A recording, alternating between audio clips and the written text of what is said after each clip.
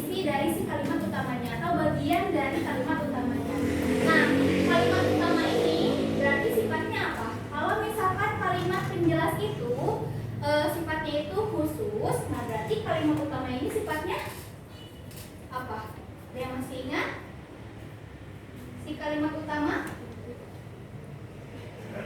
Kalau penjelasan itu kan biasanya berisi tentang detail dari objek gitu ya, misalkan warnanya seperti apa, bentuknya seperti apa, itu kan sudah khusus ke dalam objeknya. Nah, tapi kalau misalkan kalimat utama ini sifatnya berarti kebalikan dari khusus apa? Umum. Oke. Sifatnya itu umum ya. Umum itu artinya belum jauh membahas tentang apa yang sedang dibahas atau objek yang sedang dibahas gitu ya. Kemudian kita lihat, boleh lihat HP-nya, kita lihat soal nomor 2. Nah, di sini kakak bacakan dulu paragrafnya. Jerawat akne merupakan salah satu problem kulit yang paling banyak ditemukan pada remaja, meskipun dapat terjadi juga pada semua usia. Kira-kira menurut kalian dari paragraf 1 itu sifatnya umum atau sudah khusus ke jerawatnya? Umum. Oke. Berarti ada kan cirinya di sini? Kalimat utama. Sekarang posisinya ada di mana? Ada di awal. Berarti kalimat yang kakak sampaikan barusan itu bisa disebut sebagai kalimat utama atau ide pokok? Bisa ya, karena ada cirinya tadi. Yang pertama posisinya di awal, kemudian sifatnya umum karena sekedar memberitahukan ya, kalimat deklaratif atau memberitahu. Jadi setelah kita analisis barusan, berarti si gagasan pokok pada pada paragraf pertama itu ada di kalimat berapa? Kalimat 1. Bagus ya. Kalimat 1 itu membahas tentang apa atau bunyinya gimana? Oke. Jerawat merupakan salah satu problem kulit yang banyak ditemukan pada remaja. Nah, kira-kira jawaban yang paling mendekati kalimat tersebut ada di A, B, C atau D? A. Oke, bagus. Tadi ada yang menjawab A enggak? A? Oke, bagus ya. Jawabannya A. Sekarang kita ke nomor 3.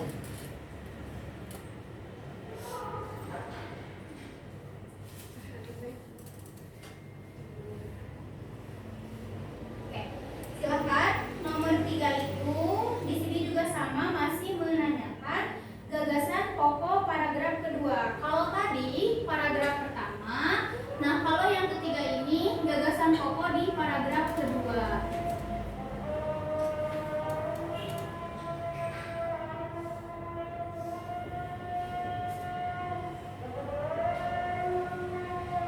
Sekarang kita lihat paragraf kedua ini, kalimat pertamanya, penyebab jerawat masih belum diketahui dengan pasti, tetapi ada beberapa faktor yang terlibat pada proses pembentukannya.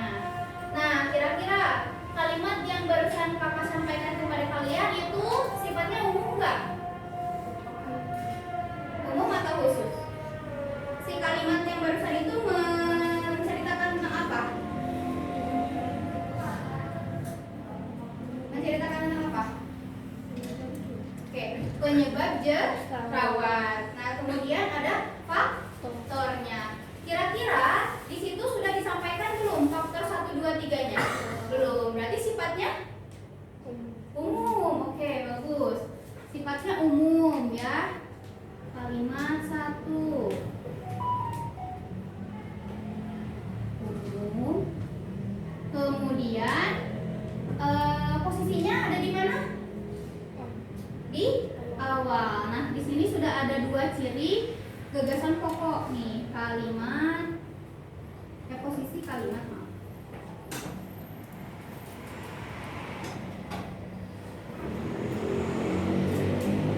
Posisi kalimat itu di awal.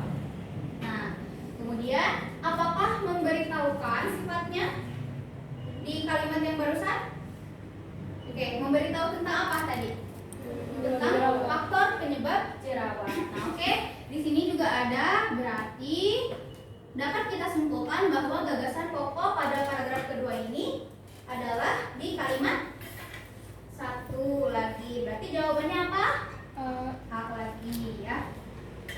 Jawabannya A.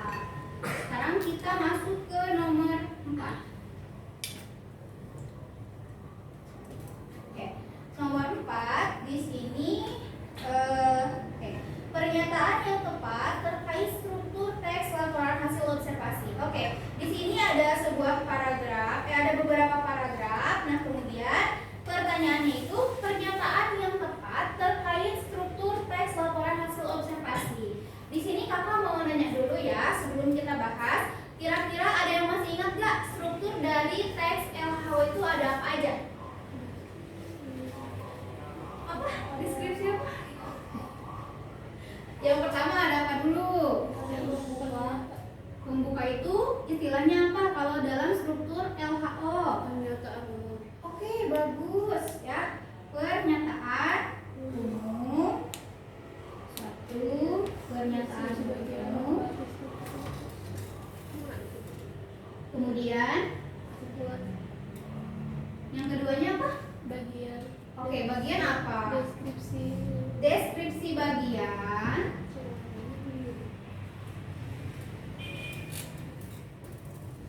Yang ketiganya? Deskripsi manfaat.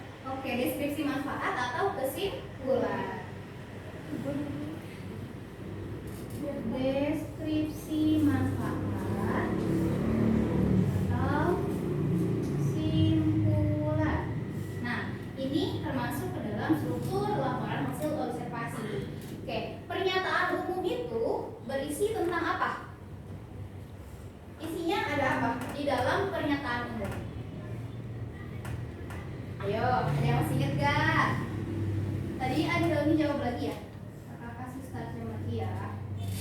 Oke, ada yang masih ingat gak pernyataan umum itu isinya apa? Atau membahas apa gitu dalam pernyataan umum itu?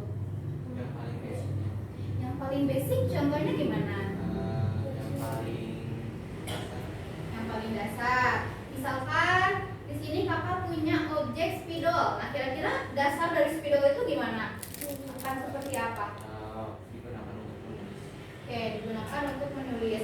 Selain penggunaannya, berarti kalian akan memberitahukan apa dulu nih kepada pembaca? Bentuk. Selain bentuk, warna. Selain warna, yang paling dasar banget. Apa? Kira-kira semua orang sudah kenal dengan spidol belum? Kenalin spidol. Oke ya, betul. Pernyataan umum itu isinya tadi ada pengenalan objek ya. Misalkan ada kalimat definisinya, apa itu spidol gitu. Kemudian, nah di deskripsi bagian barulah kita tadi menjelaskan bagian dari spidol. Contohnya tadi apa? Ada bentuk, ada warna, kemudian ada kegunaan spidolnya untuk apa, gitu ya. Menjelaskan bagian dari objek. Kalau penutup atau deskripsi manfaat, apa isinya? Manfaat dari spidol. Oke, bisa ya. Ini bisa diisi manfaat lain dari spidol, manfaat lain atau simpulan mengenai laporan hasil observasi. Nah, sekarang kita kembali lagi ke soal. Di sini yang ditanyakan itu pernyataan yang tepat terkait struktur teks laporan hasil observasi tersebut adalah A. Paragraf 1 merupakan pernyataan umum, sedangkan paragraf 2 merupakan penutup. Nah, kita lihat di sini paragraf 1. Jerawat atau akne merupakan salah satu problem kulit yang paling banyak ditemukan remaja. Kira-kira itu kalimat tersebut apa tadi? Mengenalkan jerawat gak? Iya, ya. Mengenalkan jerawat, bahwa jerawat itu merupakan permasalahan kulit.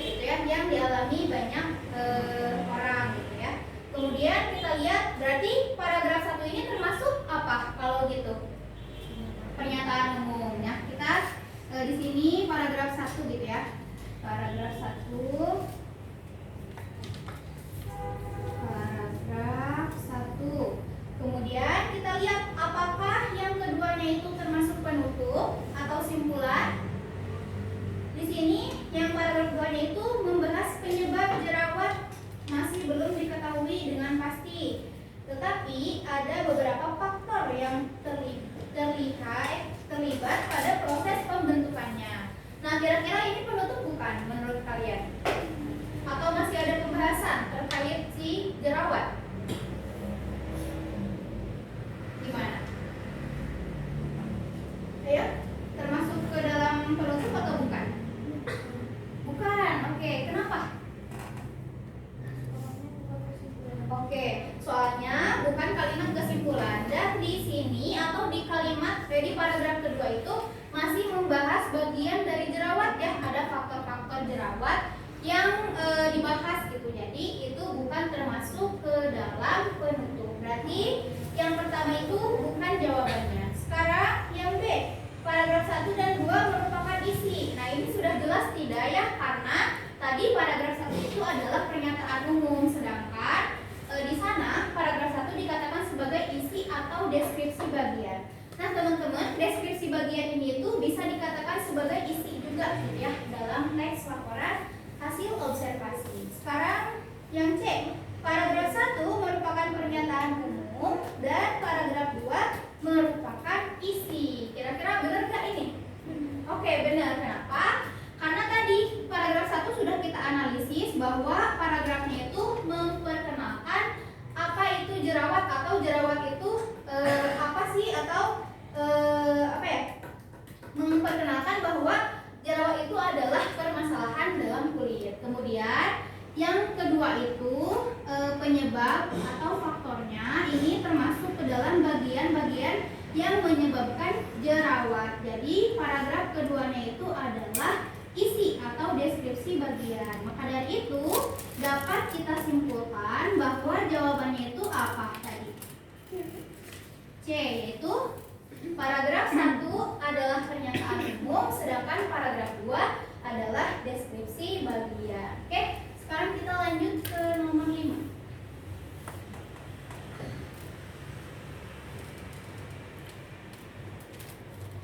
Nomor 5.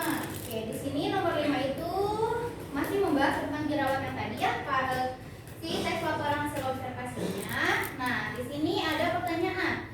Sarifah adalah seorang siswa yang ditugaskan oleh gurunya untuk melengkapi struktur teks laporan hasil observasi.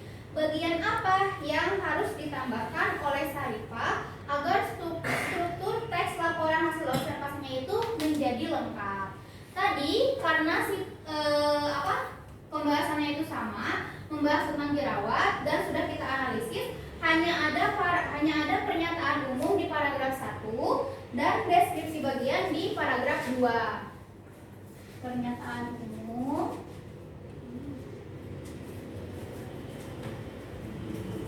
deskripsi bagian.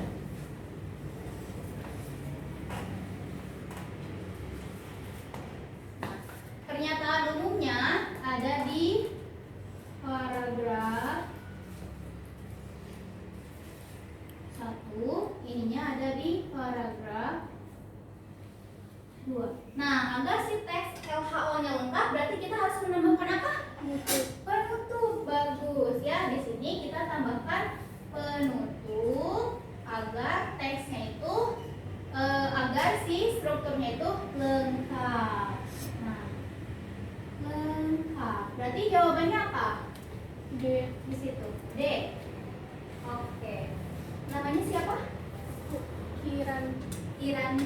Kiran Oh, aja. Kiran. Pakai Q. Oke.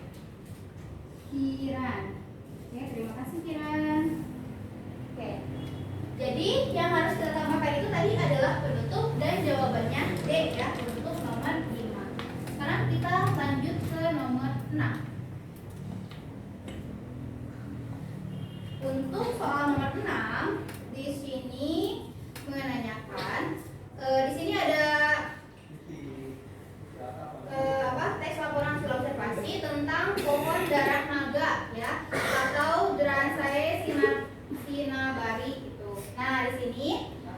pertanyaannya, berdasarkan isi teks tersebut, apa alasan pohon tersebut sering disebut suji merah? Oke, di sini berarti kita menganalisis isi dari teks laporan hasil observasinya. Di sana ada penjelasan bahwa si pohon darah naga itu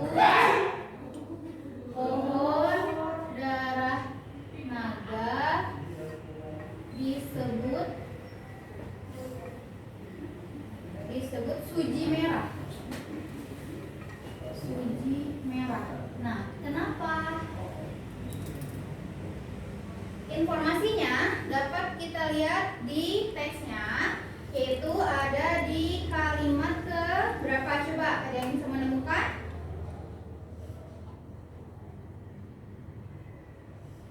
Nah, biasanya kalau ini kan masih informasi yang pengenalan, jadi adanya itu di paragraf 1. Coba kita fokus ke paragraf 1 aja. Ada yang sudah menemukan? Kenapa pohon darah naga disebut sebagai suji merah? Karena mampu menghasilkan getah kemerahan. Oke, karena menghasilkan getah kemerahan yang tampak seperti darah. Itu ada di kalimat berapa? 2. Oke, jawabannya jadi kalimat 2. Berarti apa kalau kalimat 2? A, B, C, D.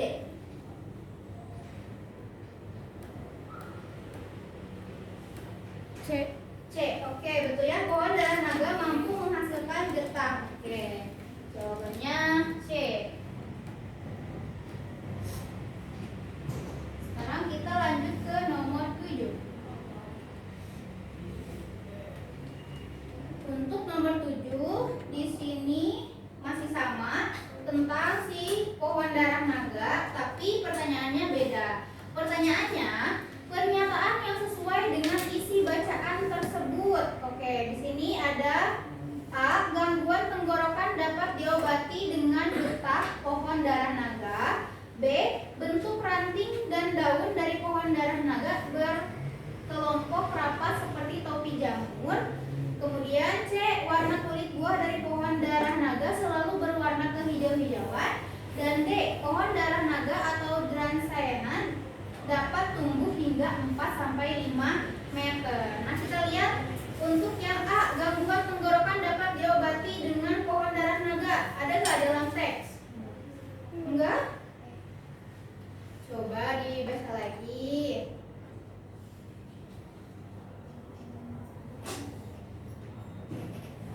Oke, di sini ada penjelasan mengenai manfaat ya dari si bagian getah darah naga yang dapat dijadikan sebagai obat diare, demam, gangguan pernapasan, serta sakit tenggorokan. Berarti jawabannya ada, yaitu yang apa tadi? Yang A. Oke, ada di kalimat berapa yang A? 10. 10. Oke, bagus. Jawaban ada di kalimat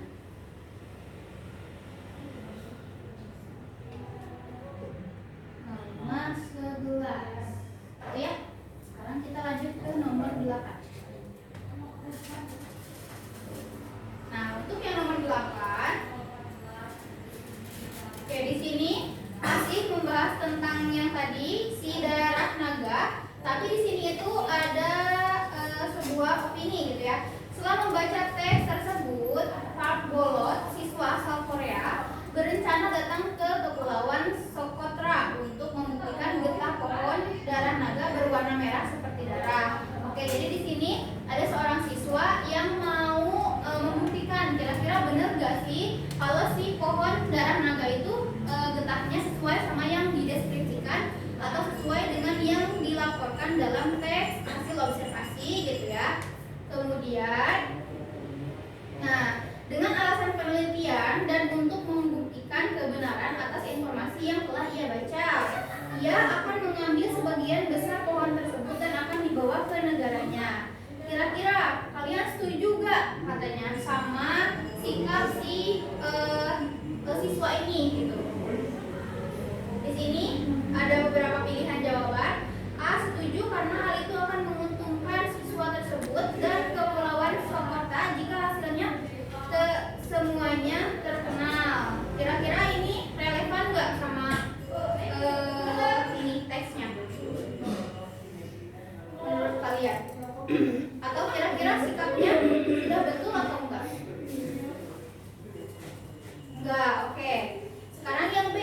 Setuju karena pohon darah naga yang tumbuh di Kepulauan Soekarta tidak ada pemiliknya. Enggak juga ya, karena meskipun tidak ada pemiliknya, tapi si pohon itu tidak sebaik